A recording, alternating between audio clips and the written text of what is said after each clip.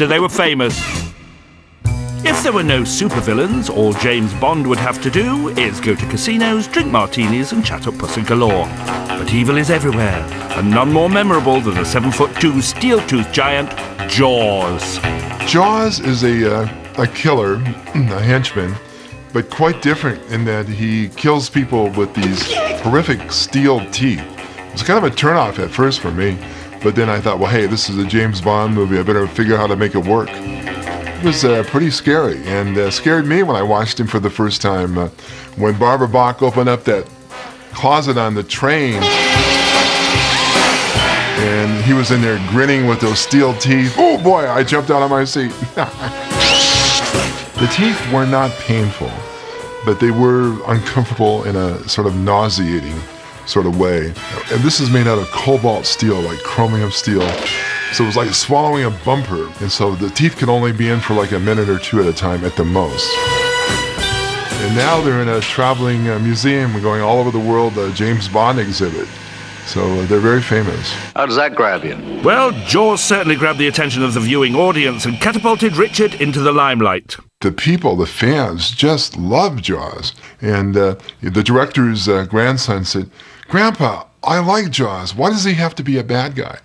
So Jaws was brought back in Moonraker, making him the only villain to appear in more than one Bond movie. Expel him!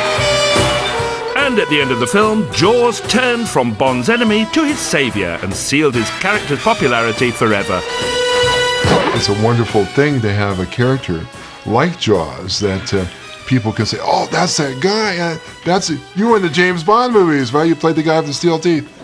And now Jaws was a steel-toothed saint. Advertisers were chomping at the bit to have him sell their products. Dad, that man's eating a fork. Really? I got to do a lot of things after the Bond movies that I wouldn't have, like a cereal commercial for the UK. Now he's eating a plate. Plate? That never would have happened without Jaws and James Bond. Now he's going to have 3 shredded wheat. Now don't tell stories. No, 2's quite enough for me, thank you. Weirdly enough, he never did a toothpaste ad. Since appearing in The Spy Who Loved Me, he's gone on to star in over a dozen more movies, appearing alongside such Hollywood greats as Harrison Ford, Jackie Chan and Adam Sandler. But the most important thing in his life isn't the silver screen. It's his family.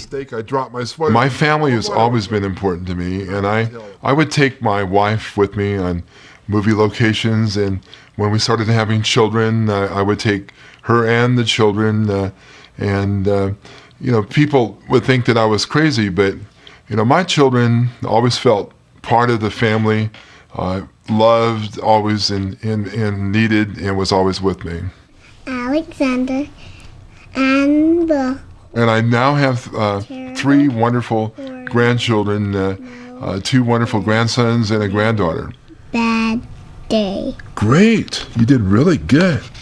And when Richard's not spending time with the adults of the future, he's taking time to look after the buildings of the past.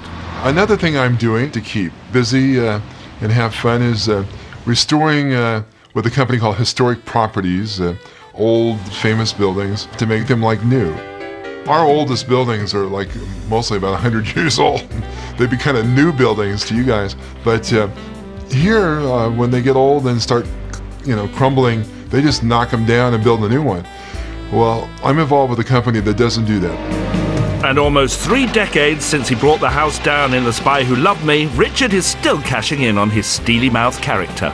Jaws has been very, very generous factor in my life.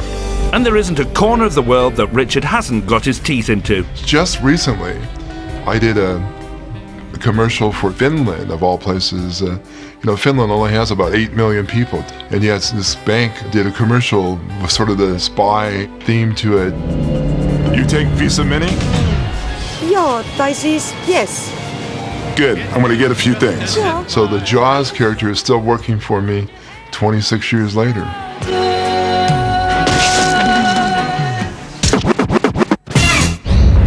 A long time ago, in a galaxy not too far from here, George Lucas started work on a small project which would come to be known as Star Wars.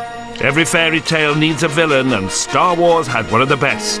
The heavily asthmatic Darth Vader, brought to life by British weightlifting champion Dave Prowse. Every part I ever got was to do with the fact that I was big, muscular, and reasonably good-looking.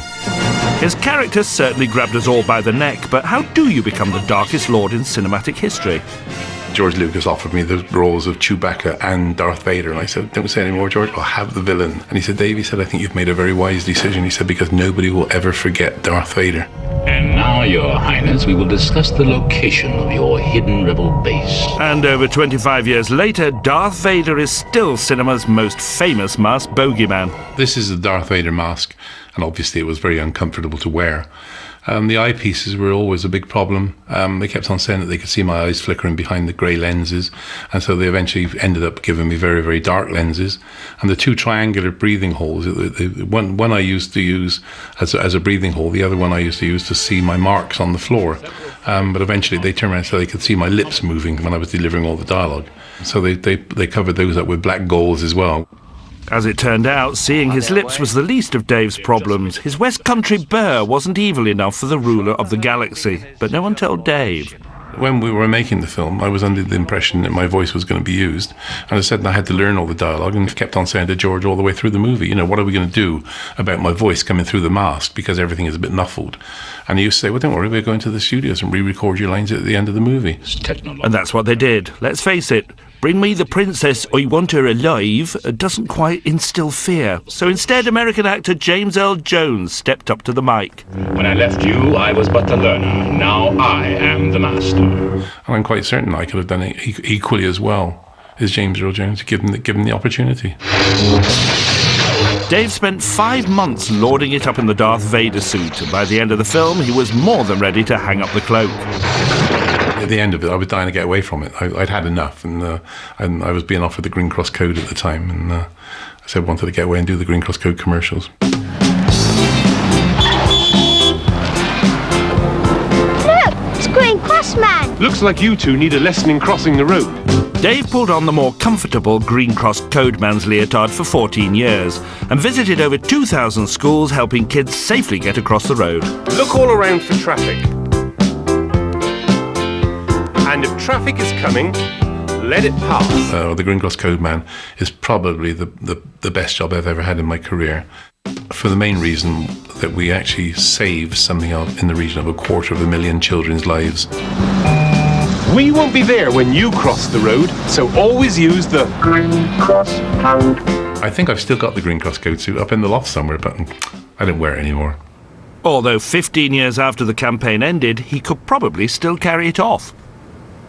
Physical fitness is still very, very important. I'm a great believer in training, and I still train. I've trained from the age of 15 right until my age at the present moment. And Dave doesn't do things by halves. Even though he's now in his 70s, he still works out 3 times a week. After the Star Wars movies, Dave lent his muscle to a number of other films and TV programs, but nothing would earn him the same recognition as his role as Darth Vader. Financially, Star Wars wasn't very brilliant for me. I earned a good wage for the time, but the main thing it has done for me is obviously improve my profile and enable me to go around and do all these film conventions. Fans will pay up to 10 quid for a signed photo of Dave. You can have mine for my bus fare home, but then again, I couldn't tell you about the secrets of Star Wars. The most common question is, how hot was it in the suit? And I get it every time, and unfortunately people ask you, and they think it's the first time you've ever heard the question. And if I've heard it once, I must have heard it like 5,000 times. And the answer is yes, it was hot in the suit, and I sweat buckets in the suit. I sense something. But that's a minor gripe. Dave's happy to have been part of a silver screen phenomenon, even though no one ever saw or heard him. I've got absolutely no regrets at all about taking the role of Darth Vader. In fact, I think it was probably one of the greatest decisions I ever made in my life.